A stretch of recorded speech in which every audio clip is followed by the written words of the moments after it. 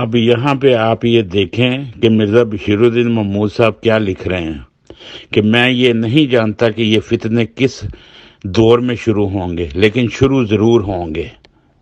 اس لیے ان کو یہ پتا تھا کہ جو میں کھچ مار گیا ہوں، خدا تعالیٰ وہ مسلم موت ضرور کھڑا کرے گا، کیونکہ میرا باپ سچا نبی ہے، اس کے الہام سچے ہیں، میں نے ان الہاموں پر قبضہ کیا ہے، مسلم موت کے الہام پر۔ اس لیے یہ حالات خراب ہونے ہی ہونے ہیں، کیونکہ مسلم موت نے تو آنا ہی آنا ہے، لیکن کس دور میں آنا ہے میں نہیں جانتا۔ یہاں پر بھی یہ چلاکی دکھا گئے ہیں اپنی، اور یہ اس چلاکی کے پیچھے ان کی جہالت بھی چھپی ہوئی ہے۔ آج وہ مسلم موعود آ کے سامنے کھڑے ہو گئے ہیں، جس کا ان کو ڈر تھا، اسی ڈر کی وجہ سے انہوں نے یہ عبارت لکھی تھی کہ میں نہیں جانتا کہ وہ دور کب آئے گا، لیکن آئے گا ضرور۔ بلے بلے بلے، واہ تیرے علم نجوم، جو آپ نے گند ڈالا، جو آپ کی قطع وطین ہوئی، سورہ حاقہ کے مطابق آپ کو سزا ملی مفتری علی اللہ کو، جس کا ذکر ایک مرد خدا صفحہ 106 پر درج ہے کہ آپ کی شارگ میں چاقو گیا، آپ کو وہ سزا اللہ تعالیٰ نے دی۔ آپ اب بھی سمجھ نہیں رہے، یہ لوگ اب بھی سمجھ نہیں رہے۔ یہ ان کی عبارتیں آپ کو بتا رہی ہیں، ان کی عبارتیں آپ کو بتا رہی ہیں۔ ایک عبارت میں نے پڑھا تھا کہ جی مسلم موعود صاحب نے بیان دیا کہ اگر مجھ پر سچے الزام بھی لگیں تو بھی یقین نہ کرنا، تو بھی خدا تعالیٰ تم کو پکڑ تمہاری کر لے گا۔ کیوں بھائی؟ سچے الزام سے کیوں پکڑ کرے گا خدا تعالیٰ؟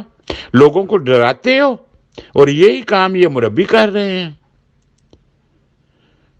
ایموشنل بلیک میل کرتے ہیں لوگوں کو کہ شیر آگے، شیر دائیں، شیر بائیں، شیر پیچھے، تاکہ لوگ کہیں یہ الہی جماعت ہے، الہی جماعت ہے۔ ہاں یہ الہی جماعت ہے، لیکن 1914 تک، اس کے بعد یہ بن گئی محمودی جماعت۔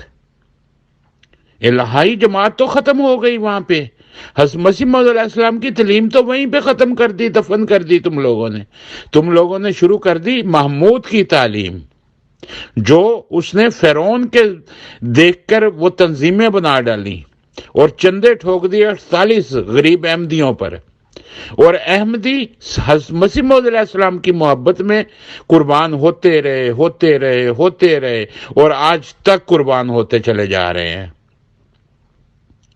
اور وہاں کہاں سے ثبوت ملتا ہے اس چیز کا کہ دیکھیں آج ندا نے جو الزامات اپنے باپ پر لگائے، کیا کوئی عورت اپنے باپ پر الزام لگاتی ہے؟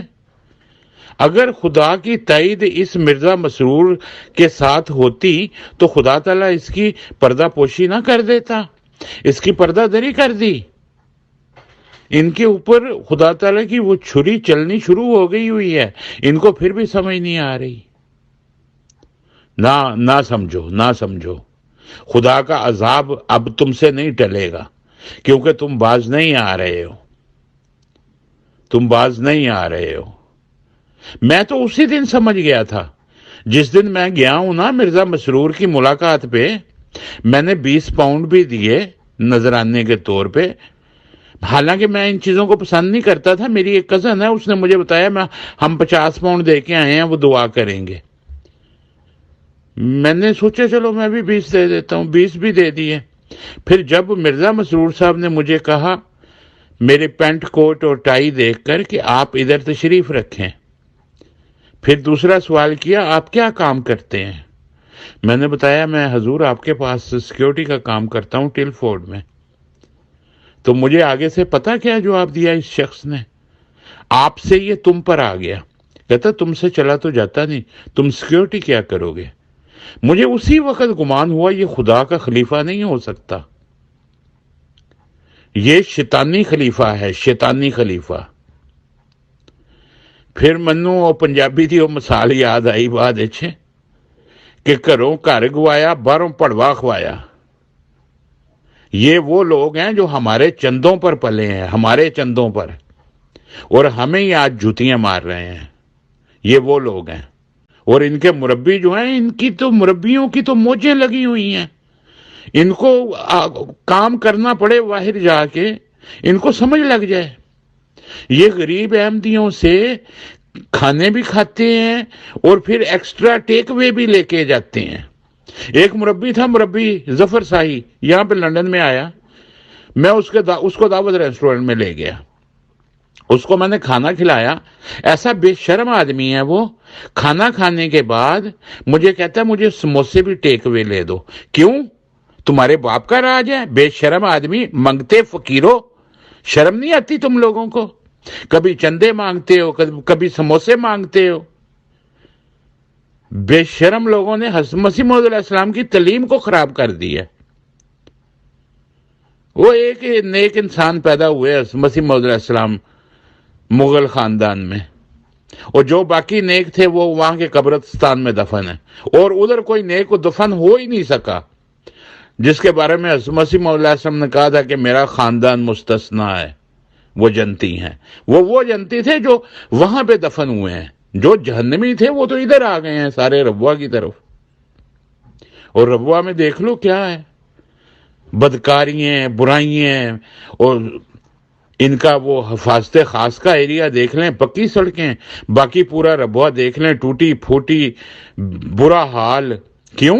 یہ فرق کیوں ہے؟ پھر یہ مثال دیتے ہیں حضرت عمر رضی اللہ تعالیٰ عنہ کے ساتھ۔ وہ کہاں تم لوگ دنیا دار لوگ، تم کہاں وہ حضرت عمر رضی اللہ تعالیٰ عنہ رات کو نکلتے تھے غریبوں کا حال پوچھنے کے لیے؟ کہاں یہ خلیفے کے مائے والے کپڑے ہی نہیں مان پڑتے؟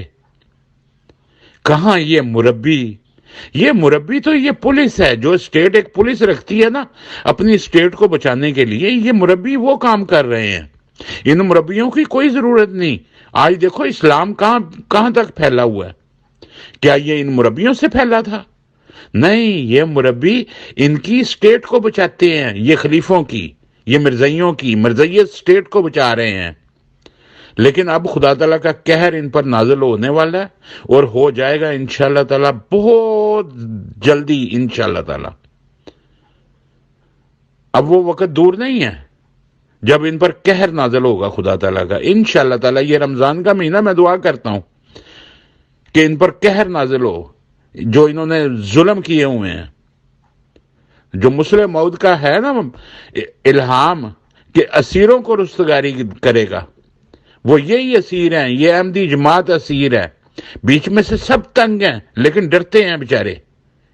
احمدی لوگ برے نہیں ہیں، احمدی لوگ تو بہت قربانیاں دینے والے لوگ ہیں۔ برے تو یہ اوپر والے جو بیٹھے ہیں یہ برے ہیں۔ انہوں نے اپنی روٹی روزی کا انتظام کر لیا ہوا ہے اس کو، جماعت کو۔ ان علماء نے میرے گھر کو بدل ڈالا، میری عبادت گاہ کی جگہ پر ان کے چولہے، میری پرستش کی جگہ پر ان کے پیالے اور ٹھوٹنیاں ہیں، اور یہ میرے نبی کی حدیثوں کو چوہوں کی طرح کتر رہے ہیں۔ یہ حضرت مسیح موعود علیہ السلام کا الہام ہے۔ دیکھیں مجدد کی حدیث کو انہوں نے کتر ڈالا۔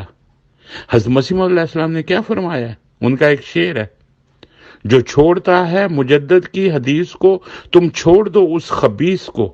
یہ خبیث لوگ ہیں، یہ خبیث لوگ ہیں۔